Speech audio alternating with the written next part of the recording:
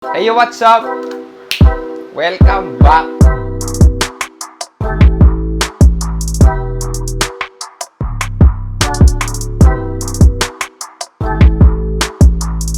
So, ngayon i-review natin tong keyboard na RK61 Royal Clad. So, ito ni-review ko na rin to 5 months ago. Tapos hanggang ngayon may mga nagtatanong pa rin sa inyo kung gumagana pa ba to. So, itong video natin ngayon, sasagutin natin lahat ng mga tanong nyo kung gumagana pa rin ba to. Tapos may mga nagtatanong din sa inyo kung paano mapapagana yung mga F1, F2, ganon, F12. Tapos yung print screen, paano mapapagana yung arrow keys. Sasagutin natin ngayon yan sa video na to. So, tara na, let's go! So, bago tayo magsimula, gusto ko lang pakita sa inyo yung keyboard na to. Kung makikita nyo yung kulay niya pa rin, tapos simula nun, nung binili ko, ganun na ganun pa rin. Halos di nag-fade yung pagkaputi niya. Tapos may nag-comment nga pala sa inyo nun, sabi niya, pag nililinis daw ng Joy to, pinapatakan ng Joy, magpe-fade yung mga letters, magpe-fade yung kulay, yata, sabi niya. O magpe-fade lang yung pinaka mismong letter ng keycaps. Pero ilang months ko na ginagawa yun, yung keycaps, yung letters ng keycap, nandito pa rin, napakalinaw, walang bura, walang ano man nangyari, ganun pa din, simula nung bago, ganun pa din. Pati yung pinaka mismong kulay ng RK61, yung keycaps, yung mismong pinaka plate, lahat, ganun pa rin. Ito lang yung naiba, kung makikita nyo yung slip pad niya, naiba yung kulay, naging ano na kasi kakakayod sa mousepad. Pag nililipat ko ng pwesto na nadudumihan siya.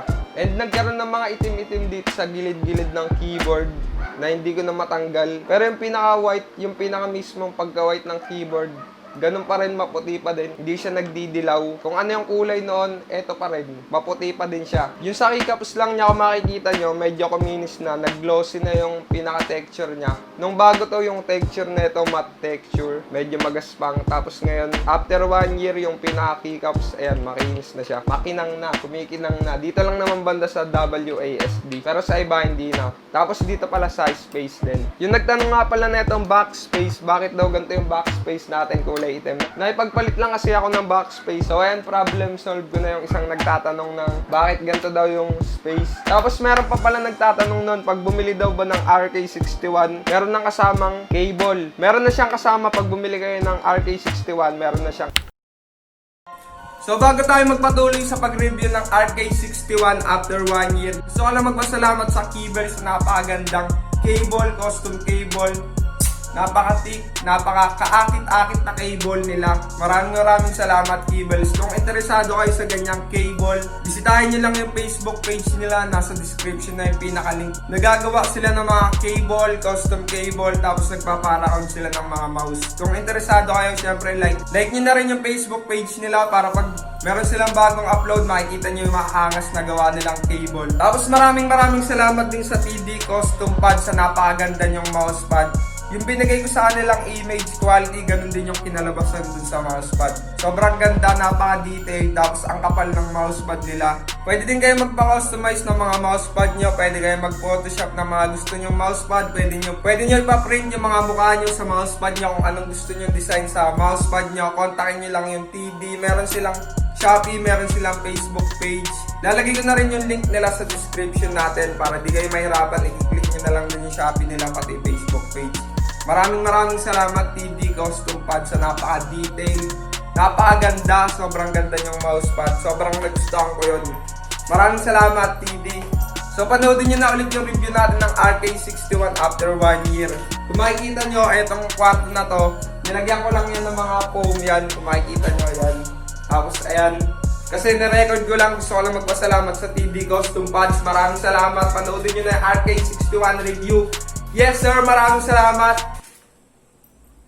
Yung cable nito gumagana pa rin kahit ilang beses ko nang nabatak-batak yung cable niya. So dito na tayo sa pinaka main content natin. Gumagana pa ba tong keyboard? Gumagana pa ba siya ng maayos? Siyempre gumagana pa rin ng maayos. Kahit kinaltokan ko na, nilub ko na, tapos may nagsasabi pa pag nilagyan ko daw ng lighter fluid, pwedeng ma-damage yung PCB. Pero after 5 months nang nilagyan ko ng PCB, So after 5 months nung nilagyan ko ng Fuji contact cleaner, gumagana pa rin siya. Simula nga nun, hindi na naging problemado, hindi na naging saltigan yung switches na ito. Ayun lang yung naging problema, kayong pinaka-switches niya. So nung after 9 months nang ginagamit ko to ng heavy use na may halong kaltok-kaltok, ayos pa din siya. Pero yung letter D lang, yung switches niya hindi masyadong nagre-response. Tapos nagtanong-tanong ako kung anong magandang pang-fix sa switches na hindi nagre-response. Tapos may mga nagsabi, contact cleaner, tapos pwede rin naman yung Fuji na contact cleaner, pwede rin yung WD na contact cleaner. So ayun lang yung naranasan ko dito sa keyboard na to after 9 months ng paggagamit. Yung pinaka-switches lang niya yung naging problema ko. Tapos yung pinatakan ko ng Fuji lighter na contact cleaner, ayun na, ayos na. Simula 5 months, hindi na ulit siya naging saltigan. Pero pag nagka-saltik ulit, patakan mo ulit, napaka-basic lang ayusin. Kahit sino kayang-kayang ayusin pag ganun lang yung sira. Hindi nyo na kailangan i-desolder yung pinaka-board lahat. Dati nga akala ko pag nasira na yung switches, i-desolder mo na. Nanghiram na ako sa tito ko, dinisolder ko na yung likod. Tapos, tinanggal ko na. Tapos kinabit ko ulit, kala ko ganun lang yun para maayos. Tapos nag-search ako. Ayun nga, sabi nila, patakan lang ng contact cleaner. Tapos nung pinatakan ko, alright, gumana na siya. So, nagpakahirap ako mag-desolder nun. Ayun lang pala yung pinaka-paraan para ma-fix yung pinaka-switches. So, sa mga nagsasabi ng ganun na pag pinatakan ng Fuji, pwede magliyab. Pwede talaga magliyab kung laliteran mo. Tapos may nagsabi pa, pag pinatakan ng lighter fluid, pwedeng ma-damage yung PCB. Yung lighter fluid po, panglinis talaga ng mga parts yun, PCB. Kahit tanongin nyo pa sa mga electrician o mga nagre-repair ng cellphone, pinanggagamit talaga panglinis yung lighter fluid. So, ganun lang. Pag naranasan nyo rin yun sa RK61 nyo ng after ilang months, ganun lang yung gagawin nyo, papatakan nyo lang. Actually, gumawa na ako ng video nun. Paano nga ba mapapagana yung arrow keys netong 60% na keyboard? Na-default na talaga to sa arrow keys, kaya pag pipindutin nyo lang to, ay narekta sa arrow keys na kayo. Tapos kung gusto nyong palitan, pwede nyong pindutin yung FN tapos shift. Kunyari, mag-aano kayo, yung question mark. Kasi hindi nyo mabasta-basta mapipindot yung question mark dito. Kailangan nyo pang pindutin yung FN tapos shift. Hold nyo yan, FN shift, tapos bitaw. Tapos naka-enable na yung question mark nun, pwede nyo pindutin. Tapos sa print screen naman, pag pipindutin nyo yung print screen, napaka-basic lang. Pipindutin nyo lang yung FN, i-hold nyo, tapos pipindutin nyo na yung print screen. Yan lang. Kunyari, ayan na nga, pinindot nyo na yung FN, tapos pipindutin nyo na yung print screen. Yan, para mapagana, ganyan. Ganun sa lahat. Pati sa F1 hanggang F12. Pipindutin nyo yung FN, pipindutin nyo yung 1. Yung 1 kasi, nandito na mismo yung pinaka F1. Kaya para mapagana nyo yung F1, pipindutin nyo na lang yung FN. Tapos, pindutin nyo na yung 1 para, ayun, FN na yun.